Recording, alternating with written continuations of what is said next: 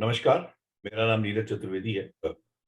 हम लोग का एक प्लेटफॉर्म है, उत्तर प्रदेश के अप्रवासी मित्र, overseas friends of Uttar Pradesh.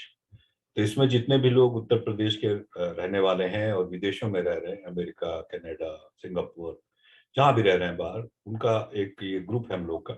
तो मान सिंह जी, नमस्कार, आपका बहुत बहुत स्वागत है ओवरसीज हाँ, फ्रेंड्स ऑफ उत्तर प्रदेश। नमस्कार। नमस्कार नीरज जी, मैं कनाडा के कैलगरी नाम के शहर में रहता हूँ पिछले 15 साल से।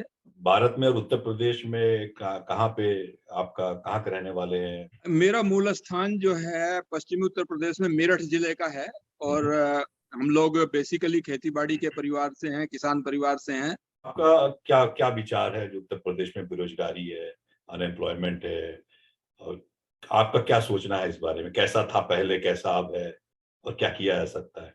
योगी जी जो हैं एक मुख्यमंत्री बने हैं, उन्होंने एक बिजनेस का माहौल किया है पैदा, जिसका बेसिक चीज होती है लॉ एंड ऑर्डर।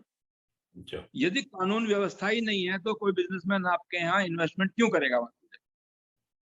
जब से एक लॉ एंड ऑर्डर इम्प्रूव हुआ है तब से जो है इन्वेस्टमेंट आने लगा है। और मैं चूंकि गांव के अपने टच में रहता हूँ, हमारे भी खेती बाड़ी है, हमें भी मजदूरों की जरूरत होती है।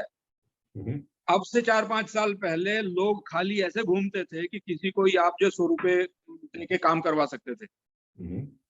आज सिचुएशन ये है कि 500 रुपए रोज को जो है आपको ना तो खेती का मजदूर मिलेगा, हम्म। ना आपको जो है अपने प्लम्बिंग का, तो कंस्ट्रक्शन का, तो चिनाई का, तो घर बनाने का, तो जो इस तरह के काम होते थे, आज आपको उनका मिलना मुश्किल हो रहा है।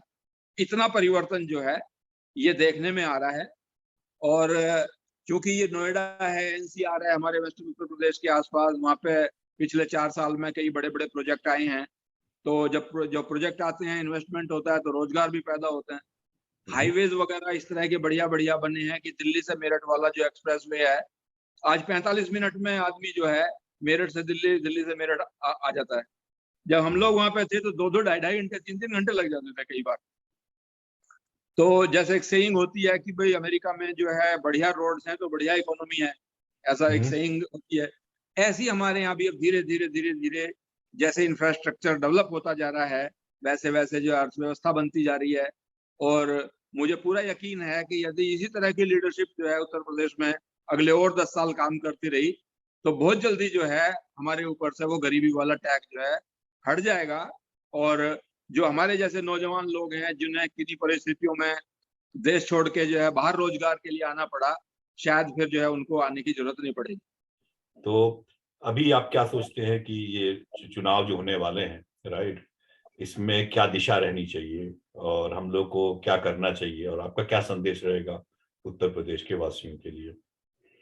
मैं तो जो पिछले 10 साल से कम अपने प्रदेश को मॉनिटर कर रहा हूँ, तो मुझे तो ऐसा लगता है कि जो एक मानव जीवन की संपूर्णता के लिए जो हमारे शास्त्रों में 4 पुरुषार्थ बताए गए हैं, धर्म, अर्थ, काम और मोक्ष, इन चारों के लिए ही जो एक फेवरेबल वातावरण बनता हुआ मैंने पिछले 4 साल में देखा है, मुझे नहीं लगता कि उससे पहले किसी ने संपूर्ण विकास का इस तरह के विजन के साथ काम किया हो।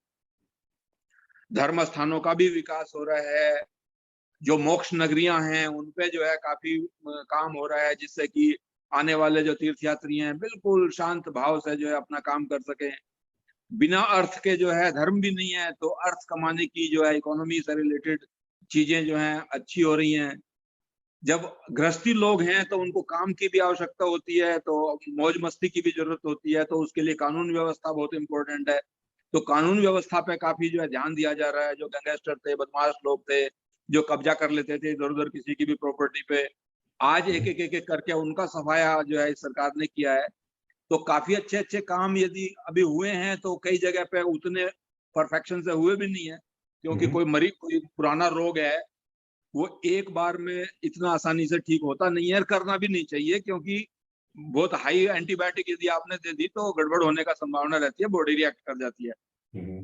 तो जिस तरह से ऑप्टिमम तरीके से एक हम लोगों का, चूंकि आध्यात्मिक लोग हैं, भारत एक आध्यात्मिक देश है, उनका जिस हिसाब से विकास होना चाहिए, जिन जिन पैरामीटर्स को ध्यान में रखते हुए, मुझे लगता है कि जो योगी जी की सरकार है ये काफी अच्छा काम इसने किया है और हर फ्रंट पे किया है। और मैं तो जो है बिना आगे इफ एंड बट लगाए मेरा पूरा का पूरा समर्थन मतलब योगी जी के लिए है। और मैं समझता हूँ कि जो हर समझदार आदमी है, जो एब्सोल्यूट सेल्फिश आदमी नहीं है, जिसको मतलब जो है अपने स्वार्थ के साथ-साथ देश, धर्म और संस्कृति की भी चिंता है, जो इस तरह का एक बैलेंस सोच रखने वाला कोई भी मतलब उत्तर प्रदेश का नागरिक है, तो मैं समझता हूँ कि वो योगी जी के विकास मॉडल से सहमत होगा और उनको निश्चित रूप से वोट देगा और देना चाहिए। आपका बहुत बहुत धन्यवाद। आपने अपनी बातों को बताया और हम सब लोग मिलकर काम करें और आपका संदेश हमारे उत्तर प्रदेश वासियों को जाए तो बड़ी अच्छी बात होगी। आपका बहुत बहुत धन्यवाद इस कार्यक्रम पे आने के लिए।